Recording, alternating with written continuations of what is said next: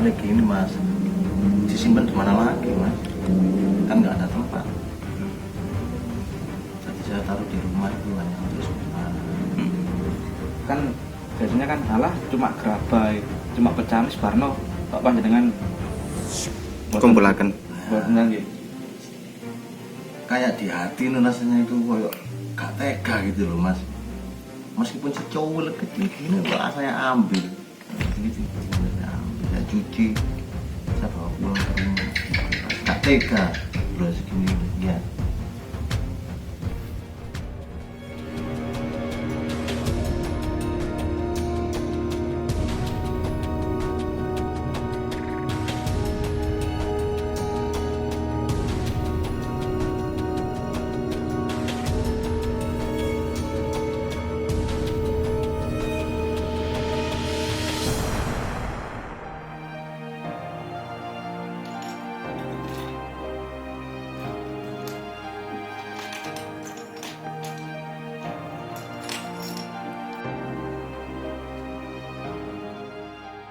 Mungkin apa yang dilakukan oleh Abdul Karim, warga Karangasem, Kecamatan Kutorejo, Kabupaten Mojokerto ini bisa dijadikan panutan dalam menghargai dan melestarikan benda-benda kuno peninggalan peradaban dari masa lampau.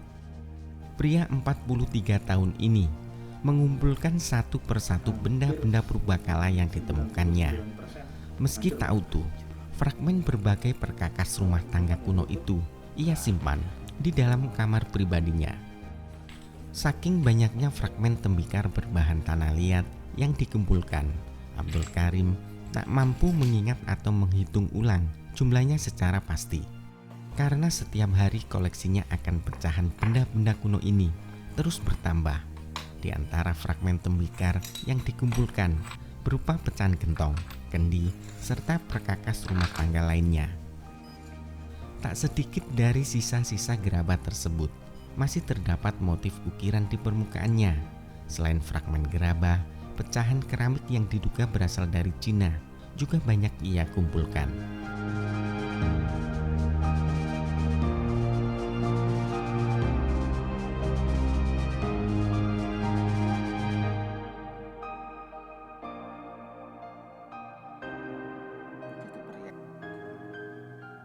Menurut bapak dua anak ini, ide menjadi pengumpul benda-benda kuno tersebut berawal dari keprihatinannya atas kondisi warisan leluhur yang dirasa cukup mengenaskan. Meski berupa pecahan, namun dirinya menganggap tak selayaknya benda purbakala yang tak ternilai harganya itu dibiarkan begitu saja berserakan dan oleh sebagian orang diperlakukan seperti sampah. Atas kondisi yang demikian itulah Abdul Karim lalu mengumpulkan pecahan-pecahan tembikar yang dimulainya sejak 1 tahun lalu. Fragmen benda-benda kuno itu dibawanya pulang dan disimpannya. Dirinya mengaku istri dan anaknya semula tak setuju dengan apa yang dilakukannya selama ini. Keluarganya sering protes karena menganggap benda-benda kuno yang dikumpulkan hanya akan mengotori rumahnya. Namun protes itu tak dihiraukan. Dan seiring berjalannya waktu, ia dapat meyakinkan keluarganya jika yang diperbuatnya tersebut semata-mata demi menghargai dan melestarikan peninggalan leluhur. Bahkan banyak warga dan tetangganya yang menganggap bahwa ia tak waras karena memunguti benda-benda kuno yang sudah tak berbentuk. Tapi dengan keteguhan hatinya, kini warga mulai sadar dan mendukung Abdul Karim.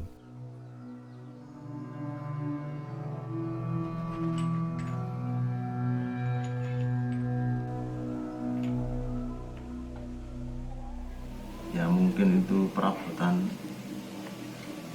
rumah tangga zaman nenek moyang kita. Ini bahannya apa aja Pak? Bahannya Dari tanah liat. Tanah liat. Selain tanah liat Pak, Ada yang keramik juga ada. ada ya. Gentong juga ada. Ada motif ukirannya Pak? Motif-motif ukiran. Ukirannya ya seperti gini-gini kan, motif-motif gini.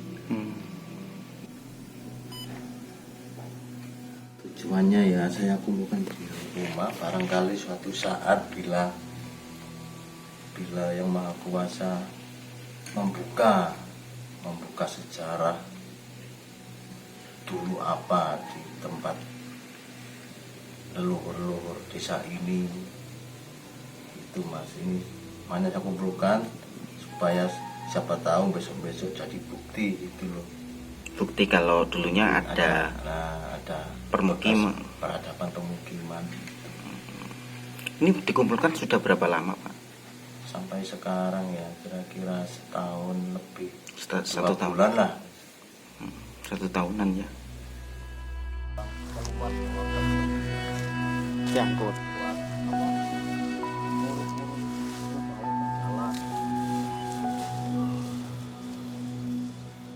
Pecahan-pecahan benda bersejarah tinggalan peradaban masa lampau yang kebanyakan berupa bekas peralatan dapur itu Abdul Karim peroleh dan temukan di area persawahan yang tak jauh dari tempat tinggalnya. Tidak untuk bercocok tanam, setiap kali di waktu senggang dirinya menyempatkan untuk menyusuri sawah yang sebagian kini dijadikan lahan pembuatan bata merah oleh warga. Di area inilah dirinya banyak menemukan fragmen tembikar kuno, material, sisa-sisa hasil penggalian tanah, dikais dan dipilah-pilah demi mencari benda-benda kuno. Tak jarang para perajin bata dan pemilik lahan memberitahunya jika telah menemukan benda seperti apa yang dicarinya, dan dengan senang hati ia mengambil dan menyimpan benda kuno di rumahnya.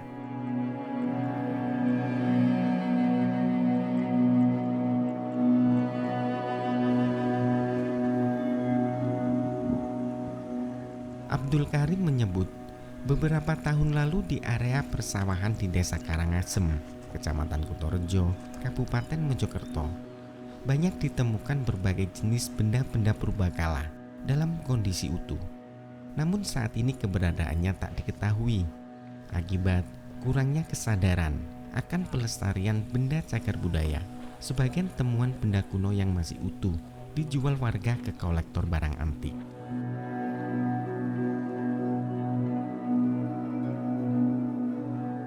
Selain benda-benda kuno, di tempat ini pula juga sering ditemukan struktur bangunan berbahan bata merah yang menyerupai pondasi bangunan, tapi semuanya telah rusak dan hancur tak berbentuk.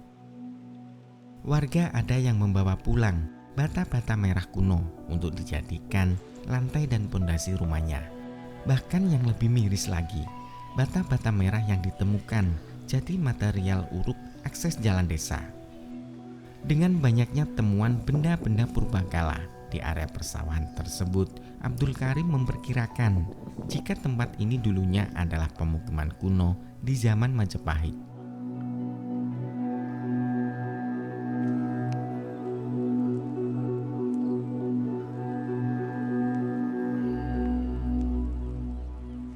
Di sini sekarang buat aktivitas masyarakat yang punya lahan sini buat usaha bikin bata merah. Sudah berapa lama Pak kalau tempat ini dijadikan aktivitas bata merah itu? Sudah lama. Berapa lama Pak kira-kira? Kira-kira 15 tahun.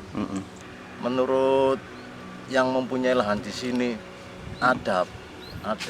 Pondasi apa itu Pak? Ya seperti pondasi tempat bawahnya bangunan. Itu bahannya apa Pak? Bahannya Bata merah. Itu ukurannya seperti apa Pak? Besar-besar, ada yang besar, ada yang lebih. Bermacam-macam Mas. Macam-macam ya Terus ukurannya. motifnya juga lain-lain. Ada garisnya.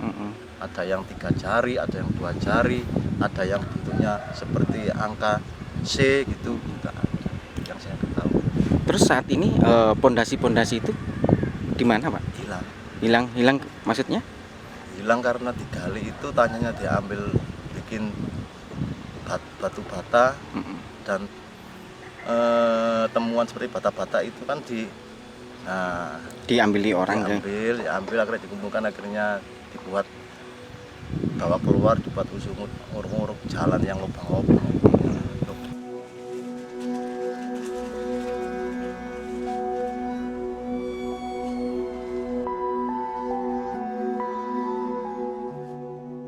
Sementara itu dari semua temuan yang kini tersimpan di rumahnya, terdapat sejumlah benda kuno yang masih utuh, seperti celupak, berbahan tanah liat dan batu, yang di salah satu sisi permukaannya masih terdapat bekas sisa pembakaran. Celupak sendiri merupakan alat penerangan di masa lampau. Bentuknya hampir mirip dengan wadah air, kendi atau mangkuk pecah, yang di bagian tengahnya berbentuk cekung untuk tempat minyak. Pernah dalam suatu waktu, ada seorang kolektor barang antik ke rumahnya untuk menawar celupak. Namun Abdul Karim menolak keinginan kolektor itu dan mengatakan ingin menyimpan dan tak menjualnya. Hal itu dilakukan karena Abdul Karim ingin apa yang diperbuatnya sebagai pengepul benda-benda kuno dapat dijadikan contoh bagi siapapun dalam melestarikan dan menjaga warisan leluhur yang tak ternilai harganya itu.